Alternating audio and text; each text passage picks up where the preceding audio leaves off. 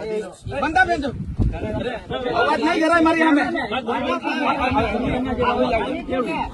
મારી સામે એમ બોલવાનું હું ધારાસભ્ય છું બેન બોલે એટલે હું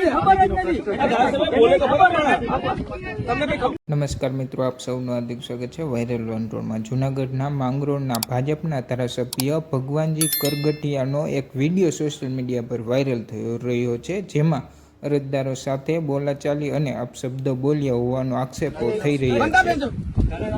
અવાજ નહીં કરાય મારી સામે મારી સામે એમ બોલવાનું હું ધારાસભ્ય છું બેન બોલે એટલે હું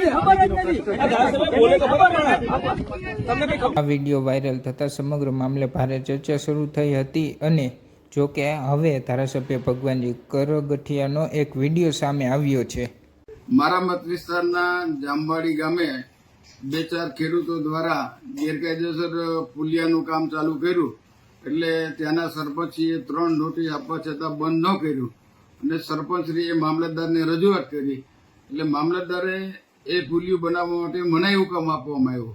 એટલે એ લોકો ડેપ્યુટી કલેક્ટરમાં અપીલમાં ગયા અને ડેપ્યુટી કલેક્ટરે સ્થળ નિરીક્ષણ કરી અને એવો ચુકાદો આપ્યો કે 1 મીટર સુધી આ બ્રિજ પુલ તમે બનાવી શકશો.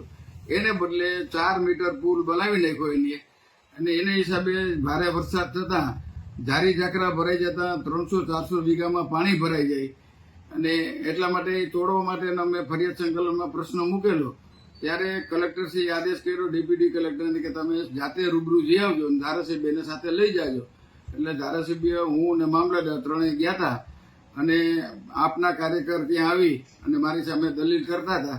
એટલે મેં એને કીધું કે ભાઈ આ ગેરકાયદેસર છે ને પુલ તોડવો જરૂરી છે. એટલે બોલાચાલી થઈ છે ને સામાન્ય જે કંઈ રૂટિનમાં અમારા શબ્દ વપરાણા હોય એ રૂટિન શબ્દો છે આ વિસ્તાર માટે. કોઈ ગાળું બોલ્યો નથી કોઈને. આ વિડીયોમાં ધારાસભ્ય કહે છે કે તેમણે કોઈને ગાળો આપી નથી. તેમના જણાવ્યા પ્રમાણે જે શબ્દ બોલવાયો છે તે શબ્દ તેમના વિસ્તારમાં સામાન્ય બોલાચાલી અને રૂટીન શબ્દ છે અને તેનો ખોટો અર્થ કાઢવામાં આવી રહ્યો છે. મિત્રો, તમારું આ વિષય પર શું કહેવું છે કોમેન્ટ બોક્સમાં જરૂરથી જણાવજો. માહિતી સારી લાગીને વિડીયો ગમે તો લાઇક શેર જરૂરથી કરજો. આવી જ માહિતી માટે વાયરલ વંટોળ યુટ્યુબ ચેનલને સબસ્ક્રાઈબ કરવાનું ભૂલતા નહીં. જય હિન્દ, જય ભારત.